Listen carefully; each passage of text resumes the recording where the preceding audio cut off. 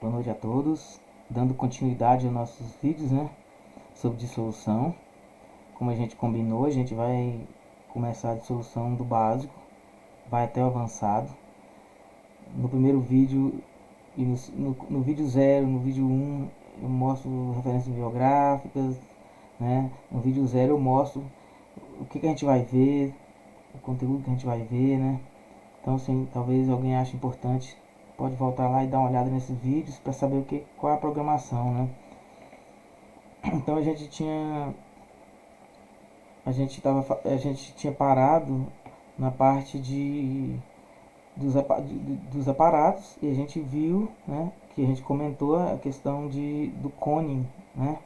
A gente discutiu as rotações para cada tipo de aparato, né? E aparato 1 e 2, né, na verdade. E, e a gente falou sobre cone. E quando se formar cone, a gente aumenta a rotação quando você estiver usando par, né? E você pode usar também o sexto, ou então você usa o Peak Vessel. O Peak Vessel é uma cuba de dissolução diferente, que a gente vai ver o que é, né? O problema é que o Peak Vessel ainda não consta nas farmacopeias, né? O guia 14 não traz, mas é aceito. Com uma boa justificativa, é aceito. Eu trouxe aqui um modelo, um exemplo, né? Um exemplo de problema de cone. O problema do cone é o seguinte: eu tenho aqui, por exemplo, a PAR e estou trabalhando com uma forma farmacêutica em dissolução aqui, estou fazendo a dissolução de um comprimido. E esse comprimido desintegra, começa a desintegrar em partes e acumular aqui no fundo, antes de ocorrer a solubilização completa do, do ativo, né? Então o que vai acontecer? Forma esse montinho aqui, e aqui na superfície, mais na superfície desse montinho, vai tipo proteger a região mais interna aqui, e aqui você vai ter uma quantidade de ativo que vai ter um atraso na liberação para o resto do meio. E isso tem tudo a ver com a hidrodinâmica do aparato par, né? Também de característica da formulação, que a gente pode, bem provável que a gente vai discutir isso no futuro, né? Mas a solução aqui, além de você poder usar par, né? Além de você poder usar cesto, por exemplo, né? Você pode usar o pick vessel. Esse aí você pode mudar para o cesto ou usar pick vessel. O pick vessel é isso aqui. Isso aqui, ó. Esse tipo de cuba é uma cuba especial que a gente chama de cuba, né? Cuba com pick vessel. Cuba pick vessel. Na verdade, vessel é o nome que daria, que seria a cuba em inglês, né? Então, pick vessel é o tipo da cuba. E aí você muda a hidrodinâmica, né? Aqui tem uma hidrodinâmica, aqui tem outra. É um pouco diferente aqui. E aí você vai resolver o problema e não vai ocorrer a formação de cone. O cone vai interferir na variação, na variabilidade da sua análise. E vai interferir no tempo de liberação, vai provocar variação, né? Variações. Então, essas são as sugestões para resolver o problema do cone. Eu tirei uma foto, na verdade essa foto eu não tirei, eu procurei na internet e consegui essa foto e coloquei aqui, né? Aqui eu trago o tipo de curva quando eu estou fazendo uma análise com o aparato 1 e 2, né? No aparato 3 é similar, você pode também obter esse tipo de curva no aparato 4 e pode obter também em outros aparatos. O aparato 4 tem mais de um tipo de curva, né? Então esse tipo de curva no aparato 2 é o mais comum, é o comum, a gente só vê esse tipo no aparato 1 e 2, né? Aqui é um perfil. O que é um perfil? Um perfil você tem mais de um ponto de coleta, diversos pontos. Numa dissolução comum você teria, por exemplo, um tempo de coleta. Aqui a gente tem mais de um ponto, mais de um tempo de coleta. Então isso aqui é um perfil de solução. Nas liberações prolongadas, geralmente a gente tem mais de um ponto de coleta. Mesmo não sendo perfil de solução, você faz coletas em mais de um tempo, porque a liberação ela é lenta, né? E então você vai obter uma curva parecida com essa, às vezes com um número de pontos menor, menos ponto, né? Já na liberação comum, geralmente a gente tem só um ponto, só um tempo de coleta, por exemplo, suponhamos que fosse esse. E aí teria uma especificação aqui para ele, né? Então esse é o tipo de curva mais tradicional para o aparato 1 e 2. No aparato 1 e 2, a gente tinha uma dificuldade para a gente mudar de pH durante as análises. E tem como? Tem. Depois a gente vai ver que na USP tem métodos lá que você deixa no meio ácido, depois você sobe o comprimido, sobe o cesto, despeja aquele meio, põe outro básico e segue a dissolução. Isso aí é para uma liberação retardada, né? No aparato 1 e no aparato 2. Ou então você completaria com um tampão, né? Você faria durante o tempo no meio ácido, depois completaria com um tampão com pH conhecido, o que você deseja, básico. Aí você despeja lá dentro. Então você tem essas duas opções. Primeiro, faz a dissolução, uma etapa dela, uma etapa ácida, aí você sobe o comprimido, isso é para liberação retardada. Então você tem um revestimento que o objetivo dele é não deixar liberar no meio ácido. Se liberar, tem que liberar dentro da especificação.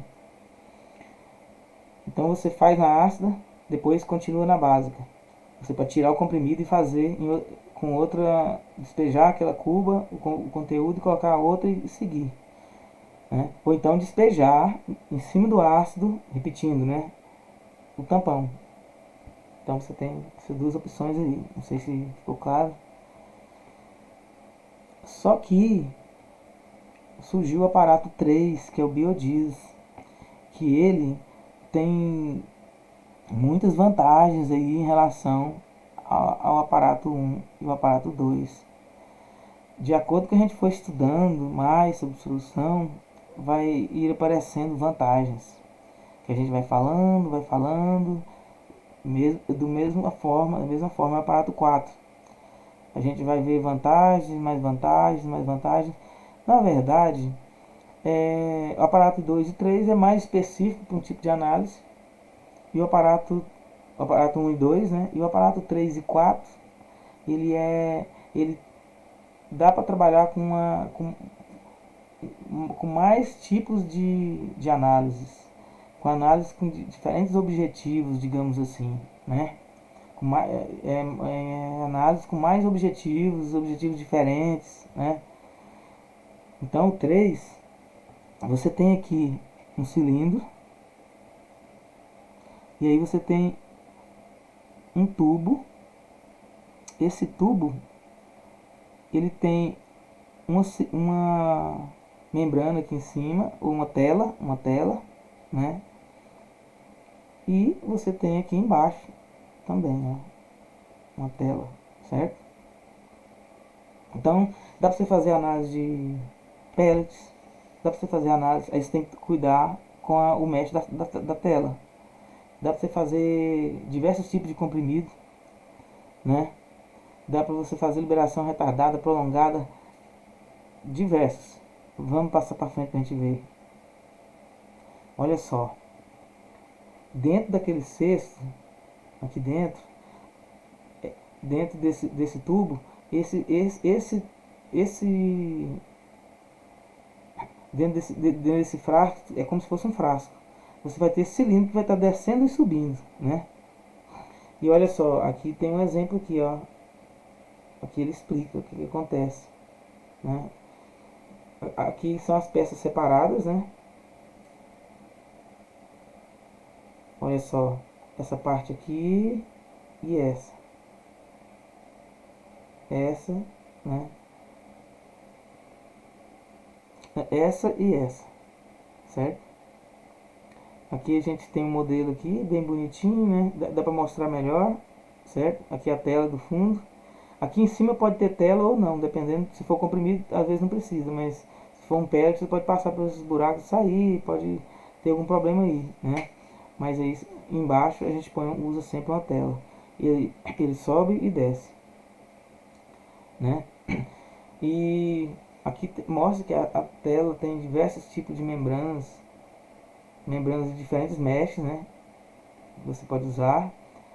A membrana não, tela de diferentes meshes. Se você usar a membrana em cima, pode usar, né? Mas às vezes não vai ter necessidade. E esse aqui é o equipamento. Aqui, aqui você tem diversas fileiras que você usa diferentes meios com diferentes pHs, né? Você usa diferentes pHs aqui. Aqui você faz os controles, né? E aí ele trabalha na primeira fileira, pH tal, segunda fileira, e vai mudando, vai subindo o pH. E aí você põe na primeira fileira, por exemplo, 15, 30 minutos, vai ser proporcional ao tempo que você vai encontrar na literatura que, que o fármaco, que quando você tomar um comprimido, ele vai permanecer naquele meio, dentro do organismo humano, né? Dentro do trato. Então, a gente olhando, deixa eu ver se tem uma foto melhor aqui ele de cima. Então ele roda, suponhamos que o indivíduo tomou o comprimido, ele passa, ele vai passar por um pH ácido, então quando você programa ele, ele começa daqui para lá e não de lá para cá. Ele começa do pH 1,5 até o 7,5, certo? Porque quando você põe ele, quando você vai ligar ele, tem uma tela, tipo uma espécie de um plástico tampando as cubas para não deixar evaporar, perder meio aí, né? Você vai completar elas, né? Então o que vai acontecer? Quando você programa, ele vem para cá e toda essa região fica tampado com plástico, e quando ele vai movendo, ele vai destampando e fazendo e avaliando cada meio. É como se a pessoa tomou o comprimido, e aí o comprimido, de acordo com foi descendo no trato, ele vai indo para frente aqui, ó. Então você faz um perfil de pH, né? Geralmente eles têm 25 ml, 250 ml, né? A desvantagem é porque esse volume é pequeno e é fixo, então é uma desvantagem do equipamento. Uma vantagem, faz perfil de pH, né? E é excelente para liberação prolongada e retardada. Por quê?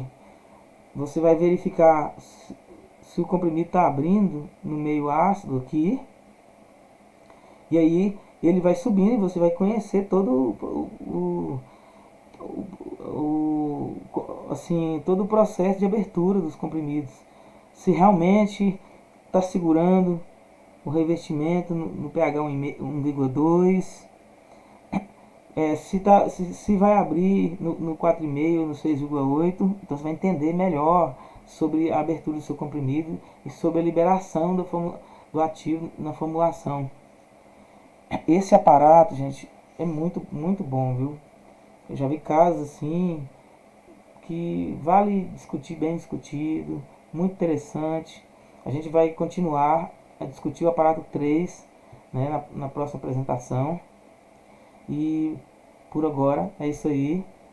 Muito obrigado.